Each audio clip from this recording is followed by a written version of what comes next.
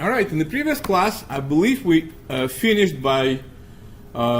with discussion of CSV files. So if you weren't here in class, I'm going to kind of do it again.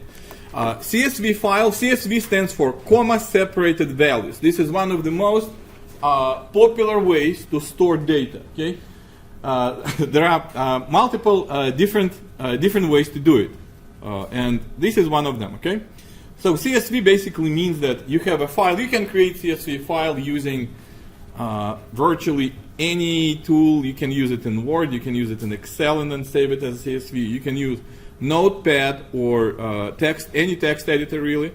So CSV basically means that you have a bunch of values which are separated by commas. And comma is just one way to do it. Okay, so there are other ways such as put a space between values or a tab, or a vertical line. That's another one, all right? But CSV just happens, so is one of the most frequently encountered. So let's actually go ahead and take a look at how you can load the data in the file, okay, using R. So go to Scholar, all right? And in Scholar, where is that? Oh God. Data Analytics fall semester right there. Okay, good. Finally found it.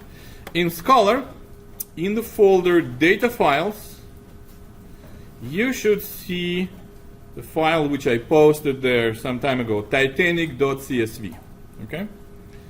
So click on the file, download that, titanic.csv. All right. And what we did in the previous class, let's do this. Let's create a special folder. Let's see if they stick on these computers. Okay, if they remain basically. So go to disk C. Go to my computer, disk C. Okay, and on disk C, go ahead and create the folder. So right click in the disk C, say new folder. Okay, create a new folder. I'm not going to do it. I have it already, and call it data. All right. DATA. You should be able to do that. Right on the disk C. Okay? And now, go ahead and find the file Titanic, which you downloaded. I'm going to do, it's probably went to downloads, right? It went to folder downloads. So you can click on this arrow and pick the option show in the folder, and it will go straight into the downloads. Okay? And then cut the file and copy that onto the disk C into the folder data. Let's do that. All right. Paste it over here. So basically, when you download the file, after that, move it into the folder data on your disk C. Okay.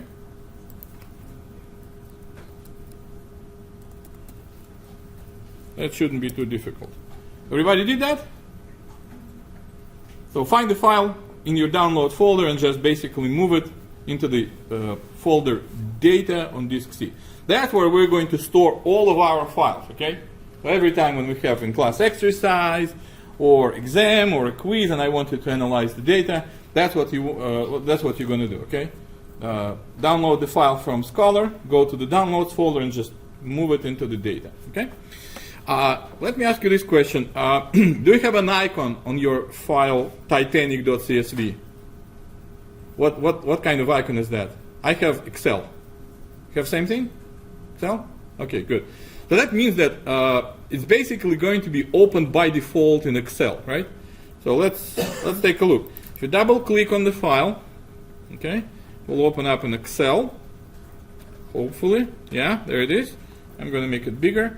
So you can see that it's actually a real data set, okay? On Titanic, I believe there were 2,000 something passengers. I can't remember exact number. And that's basically the file that contains record. Each record, each line is one passenger, okay?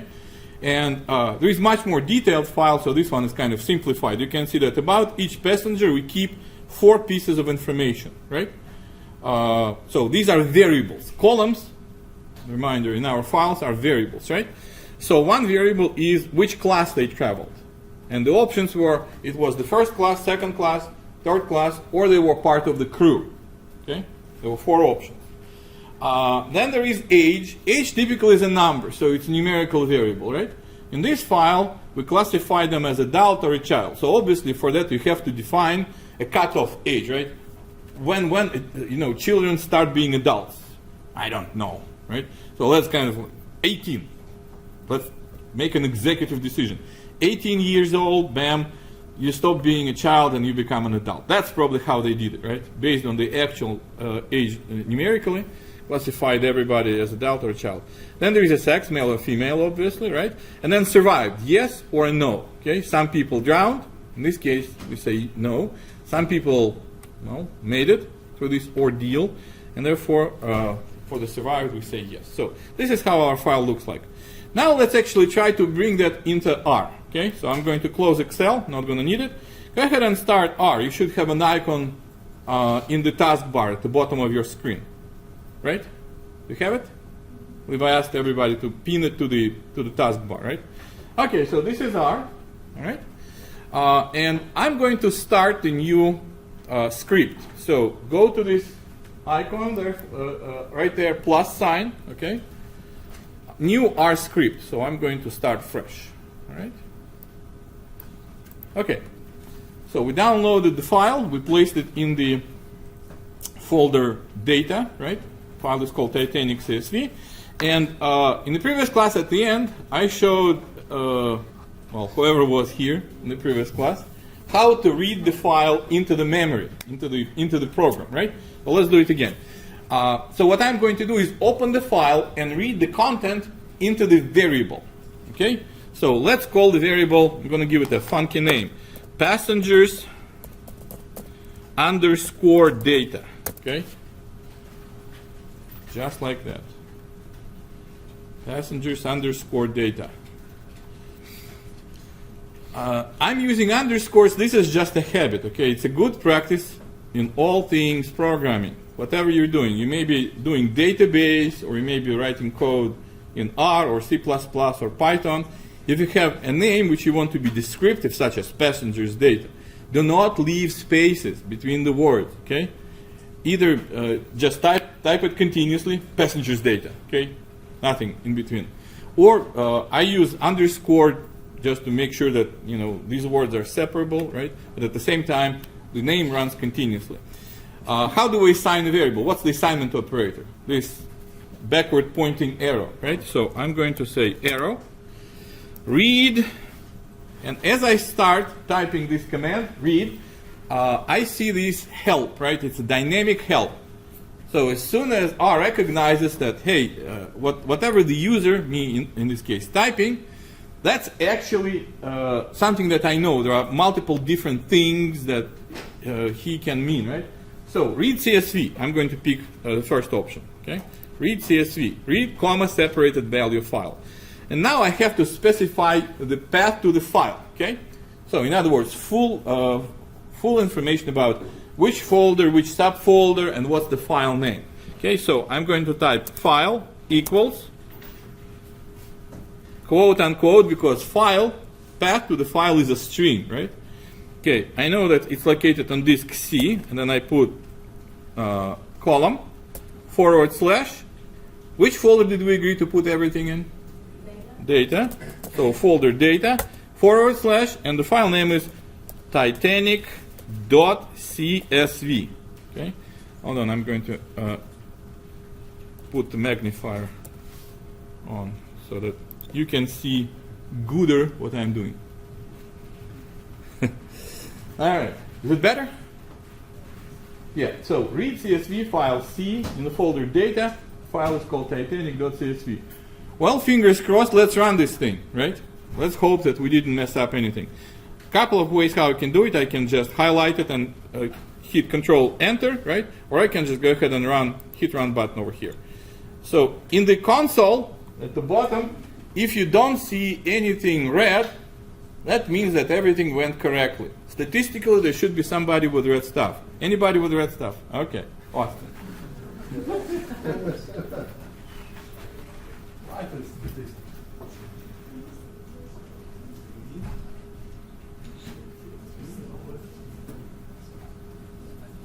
see it probably now?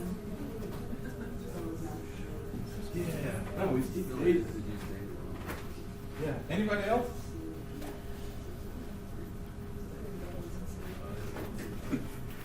All right, and we're back. Okay, so now the content of the file is sitting in my memory, right? Not in my memory, in computer's memory. Okay. So let's go ahead and explore. Let's take a look at what's inside. Well, simplest thing that I can do is just basically type out everything that's inside, right? So I can go ahead and say passengers data, and look at that. As I start typing passengers, it shows me again this help, right? This tip, right? It says, I know now what do you mean by passengers. You just define the variable, and it's called passengers underscore data. Is that what you mean? Yeah, that's what I mean. So I'm going to click on that and run it. Control Enter. And there it is, okay? So you can take a look at the file. It shows you not all the entries, not all the records, right? Record number 1, first class adult male survived, yes, etc. Okay, so I believe it stops at some point. It says, well, that's it. I reached sort of reasonable limit, but I'm not showing you some other records. Okay, how are we doing? Okay, okay, cool. Now let me show you another pretty useful function. Structure. Okay, I can explore the structure of the file without looking into the specific records. So str stands for structure, right? And after that, in parentheses, I'm going to go ahead and type what is that I want to investigate structure of. So passengers data, structure of that passengers data, which I just read from the file. So go ahead and run that. And it'll tell you, it will not show all of the data, not all that much, right? It will tell you, hey, I see 4 different variables, so 4 columns, right? And altogether there are 2,201 observations. So in other words, this file of ours contains 2,201 passengers, okay? Females, males, survived, not survived, everything, right? Okay, so first variable is called class. It has 4 levels: crew, first class, and then it's skip, second class and third class, right? Age has adult and child, sex is male, female, and survived, yes or no, okay? Simple, right? Any questions so far? We good?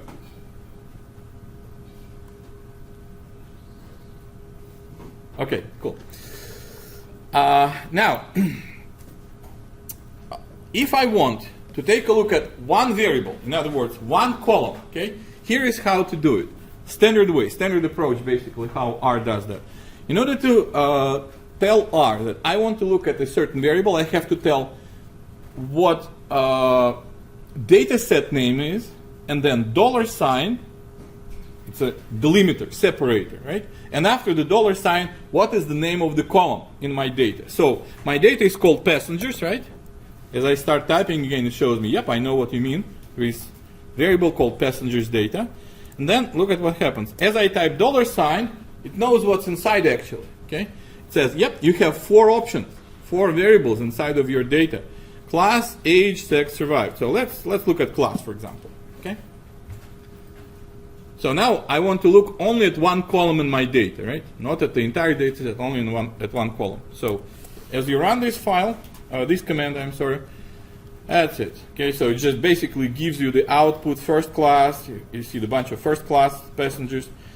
Then after that, second class, then third class, and it says, yep, that's it. There are more entries, but I'm not showing you them. Okay, nothing too specific, nothing too special or scientific about it. Just I'm showing you how to, look in the data and explore what's inside. Okay. All right. Now let's get a little bit more sophisticated. Okay. Let me show you another function which makes table out of that. Well, first of all, before we do that, let me ask you this question. These 4 data variables, these 4 variables that we have inside the file, survived, sex, class, and age, right? What are the data types for all of these variables? We learned that data can be numerical and categorical. All of my variables are what? Categorical, right? There are no numbers, right? survived, the answers are yes and no, category, okay? I can assign them number 1 and number 2, but that would be like my choice, right? In actuality, it's categories, okay? Sex, male, female, same thing, not a number, right? Class, first, second, third, crew, not a number. All of my variables are categorical variables, right? Okay, so how do we summarize categorical variable?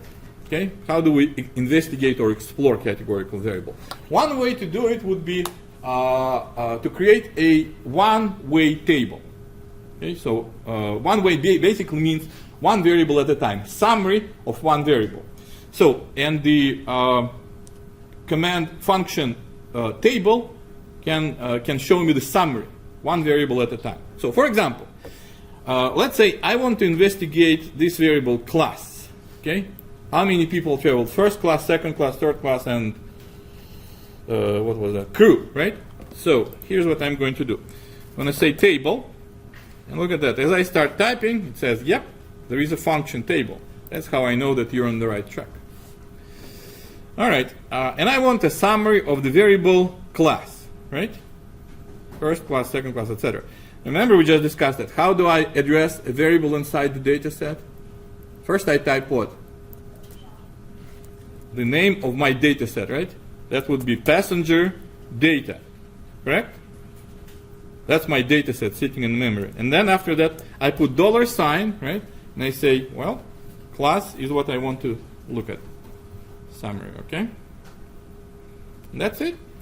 Now, if you run this command, down in the console window, you will see that out of, how many people were there? 2,201, right? 2,201 people. Crew were 885, right? First class, 325, not a lot. Second class was 285, and the third class was 706. Easy, right? Okay, cool. Any questions? How are we doing? Yes, Deja. So, say that we're doing this on like the exam, for example. Will we have to go through each of those steps in order for like to get the table at the end, or could we just go straight to the table? Yeah, go. You can go straight to table. Oh, okay. Yeah. So all these things, structure. That's what you mean, right? Do you have to do it? Like if I ask you to show me the structure, right, and you do the structure, right? But if I ask you, please give me a numerical summary of this variable, then you can just go ahead and do the table. All right. Another way to summarize that is proportions, right? What percentage of passengers traveled in class first, second, third, crew, etc., etc. Okay. So for that, here's what I'm going to do. I actually need to take this table data, right? All these counts that I just calculated, and record them into the variable by itself. So let's do this. Let's go to the previous command where I said table passengers data $sign class, and I'm going to say this table that you create, a one-dimensional table, it's one variable, right? One-way table for one variable. Let's record that into the I'm trying to come up with a nice variable name. How about class table with underscore? Remember, we just discussed you need underscores, right? So I'm going to say class underscore table, that variable named class underscore table. I'm going to record inside of that variable the result of the function table. So all these counts, first class, second class, etc., the function table spits out. I'm going to post them, record them into the variable class table. Okay. And if you run it, there is nothing basically to show up, right? All it does really is it runs the function table, and the result is going inside the variable class table. Okay? There is nothing to see here, so to speak. But I, of course, can ask R to show me, right? So I'm going to say, well, now that class table has something inside of it, hopefully, let's see. And as I start typing, look at that. It actually knows that there is such thing as class underscore table, right? I just defined it, and I just wrote down all these counts inside of that, okay? So if you just ask R to show you the content of the variable class table, just run it, okay? There you go. Crew, 885, so same thing really, okay? But why did I do it? So that I can actually calculate proportions. So before that, I computed only counts, right? So in order to calculate proportions, you can use another function, which is prop.table. Prop stands for, can you guess? Proportions, right? So let's hope again it will show us some help as we type, right? So prop, look at that. It says, well, you can do the proportion test, you can do proportion trend test, or you can do proportion table. Proportion table, okay? The first one. And I'm going to feed inside this variable, it takes an argument, right? This variable class table, which I just created. It contains counts, right? How many people traveled first class, second class, third class, etc. So I'm going to feed class table variable, all right? I'm just showing you different ways to slice and dice the data. That's it. So let's run it. Highlight it and control enter, right? There you go. Now this function calculated the proportions for me. It says that the crew was 885 people, right? But out of 2201 total that traveled in Titanic, that 885 represents 40.2% of all Titanic passenger population, right? First class, 325, 14.7% of everybody on Titanic. Well, you get the idea, right? Okay, so this is a one-way summary. Any questions, concerns, complaints, sarcastic comments? Anybody behind? Something not clear? All right, now let's do two-way table, which is going to be actually a useful exercise because now we're going to bring an external package, okay? Remember when we discussed R as a software, I told you that one reason why R is so popular is it's free, right? Doesn't cost anything to get R or RStudio, right? Another reason why R is so popular is because of enormous amounts of libraries and packages that were already created for all kinds of purposes, for graphing and visualization. We can do static graphs. We can do dynamic interactive graphs. We can run the classification tree model. We can run neural network. We can run supporting vector machine model. Okay, we can do the clustering analysis. All of these things that were created already by the programming community. The only thing that we need to do is use it now. Okay, so let's do a two-way analysis. So in other words, I want to create a summary of my data, two variables at a time, sort of one variable vertically, another variable horizontally. And you will see in a minute what I mean. Let's say, for example, I want to see how was the survival versus gender, right? What were the male chances to survive? What were the female chances to survive, so to speak, okay? So for that, I'm going to use a function called cross table. Problem is, I know that this function exists out there, right? Look what happens as I type capital C cross table. Okay, there is no such function, right?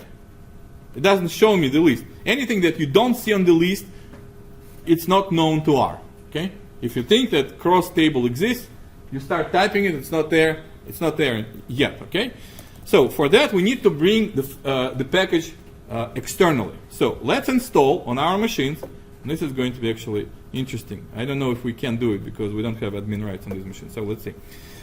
First things first. I'm going to install an external package from the internet, okay, on the machine. I did that already actually on my machine, so, but you go ahead and do that. So here's what we do. Install, start typing install. You see, install packages, the first one, right? And I have to specify the name of the package that I want to bring in.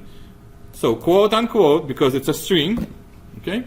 And the package name is all lowercase g models. Models, okay? Now go ahead and run this package. It'll tell you I'm downloading stuff from the internet and installing first thing, second thing, etc. Is that what you see? It's turning red? Well, yeah, some of the stuff may be turning red, but you should see like I'm downloading packages, so and so, I'm installing, etc., etc. Let me see. Hold on.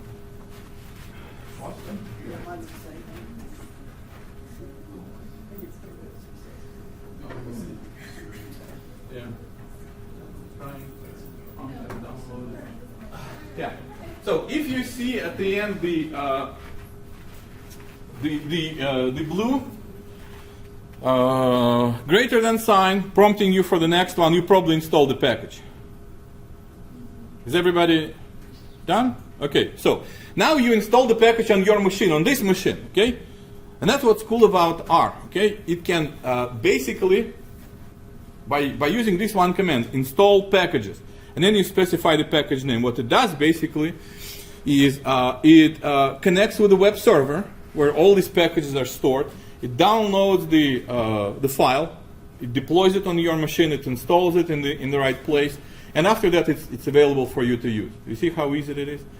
You just run one command and bam, it's done. Okay. So now that and you have to do it only once. Okay. Like next time when we shut down these computers today, come back tomorrow, these packages are going to be still installed on these machines. So all you have to do is use them. So let's go ahead and use this package. Okay, I'm going to load this package into R right now. It's installed on the machine. Now I'm going to load that in the memory. Okay, so I'm going to say library, use the library, and the library name is gmodels, right? Simple as that. Gmodels, and then go ahead and run it. Whoops. Oh, I misspelled it, right? Models. Okay, if you run it, it should be just nothing, right? No trace. So the command just runs, and if there is nothing read, that means that the package was loaded into the memory. Is everybody okay? Ben? Warning message, what does the warning say?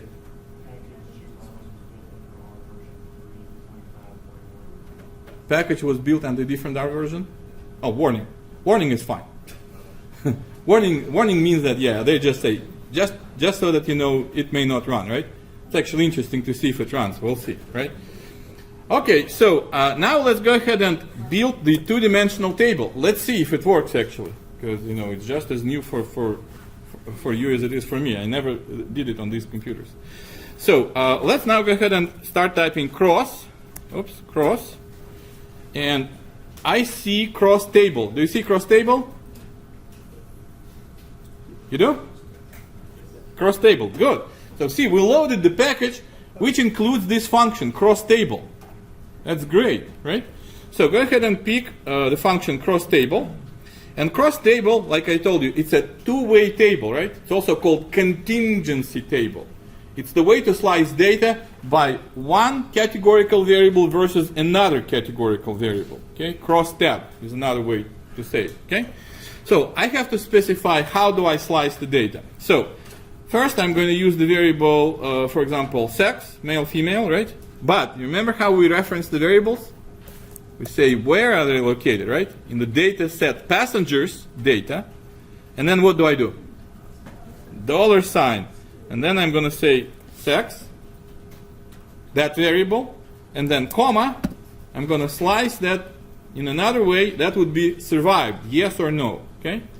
So again, I'm going to start with name of the data set, passenger data, $, and the last one survived. So I'm going to slice the data to see how did the survival rate distribute, right? Among males and females, sort of, okay? All right, now fingers crossed, if I'm going to go ahead and run it, it gives me this summary. Did you get the same output? It looks like this, like table, right? Sort of. Is everybody on the same page? Do you see the same stuff? Okay, excellent. Now, this is something that's called contingency table or cross table or cross tab, okay? And you can see that I'm slicing, or another way to say it is two-way analysis, right? Two-way summary. Two-way because I have two variables, right? I'm slicing my data set by two variables. So let's take a look at parts and pieces. How do we interpret that stuff, right? What does this one say? That one should be straightforward. Total number of observations is 2201. We knew that already, right? 2201 passengers. That's a no-brainer, okay? What else do we have? You see that my variable passengers data, sex, male and female, they're listed right here, vertically, in my first column. And my second variable, survived, is listed right here horizontally on the top of the table, right? So two-way slice, right? Okay, and each cell contains 5 numbers. How to interpret these numbers? Here is the help for you, okay? It says, how do you read the cell content? There's how. First, it's the count itself, right? Second one is chi-squared contribution. We're going to skip that one. It's not important. It's really what it does basically. It's testing is survival rate is it independent from gender? And there's a chi-squared test, and that just basically calculates the chi-squared value. So we're not going to concern ourselves with that, okay? And then second one, n count divided by row total, so percentage of the row, right? The third one, this one, n out of column total, percentage vertically out of column, right? And the last one, n out of table total. So let's take a look, okay? Using this as our guide, okay? This is our help, really. Okay, so let's, for example, take a look at this one. Female, no. Sex, female, survived equals no.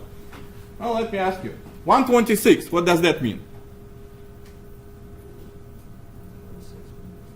Yeah, on Titanic, out of all passengers, out of all females, 126 died, and how many survived? 344, right? Straightforward, okay? Then, oh yeah, by the way, right here, okay? Let's actually start with margins. These are called margins, right? At the bottom and on the right there are margins. Row total, 470. 470 what? Total females, right? So on the Titanic, out of 2,201 passengers, 470 were females, and 1,731 were males. Females on Titanic represented 21.4% of everybody on Titanic. Males represented the rest of that, not surprisingly, right? 78.6%. Make sense? Easy, right? Okay, then, so this margin, right, on the right. Margin on the bottom, column total, 1490. What does that number mean, 1490?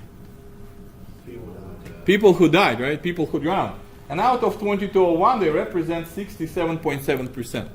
2/3 of passengers drowned, right? That's basically what it says. Okay? And, whoopsie, hold on. 711 survived, right? Some of them were males, some of them were females, right? And that represents 32.3%. Is it easy? Obvious? Good.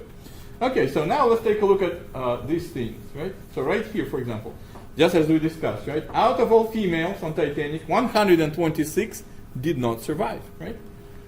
So we're going to skip the second one, right? It's chi-square contribution. We're not going to concern ourselves about the test of independence right now. Okay, tell me what this number means. 0.268.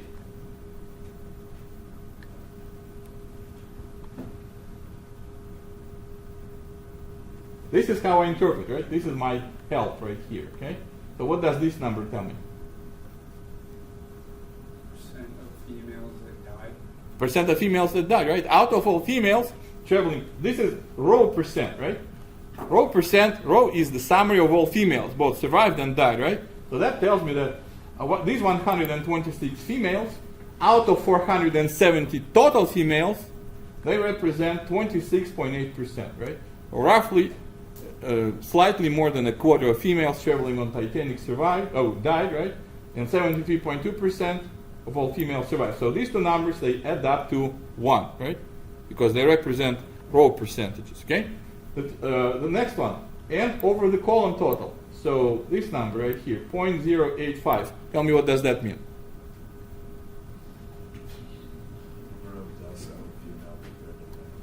Yeah, so this is everybody who did not survive, right? The crash, right? So out of all people who didn't survive, that would be 1,490, okay? 126 were females, which represents 8.5% of all who did not survive, right? That's basically what it means. So, and males were the majority, right? Out of all people who drowned in Titanic crash, 91.5% were males. So predominantly males drowned, right, during the Titanic crash, okay? And females represented only close to 9% of everybody who drowned, right? And what does last number represent? 0.059. It's out of n total, right? Out of total. So basically out of this number, okay? So it basically says that 126 females who drowned in the Titanic catastrophe, that number represents 5.7% out of all passengers who were on the Titanic, okay? And every other cell is interpreted exactly in the same way. Easy? Breezy, beautiful, Powerpuff Girls, right? Any questions about how to use the function crosstab? That's actually a useful exercise because not only I showed you how to slice the data by two categorical variables, categorical, right? That's another important thing, right?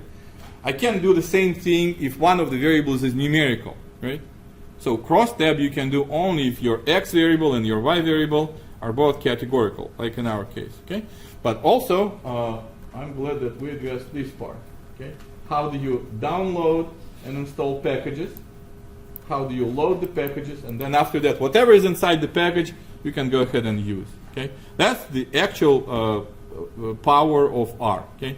There are literally, I told you before, thousands of packages.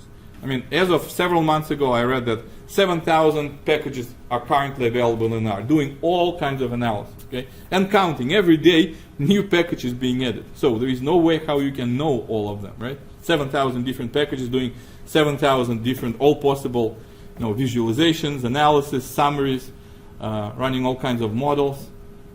Just huge number, okay? And it's ever growing. All right. I think that's all I wanted to show you today about R. All right, so I'm going to stop recording.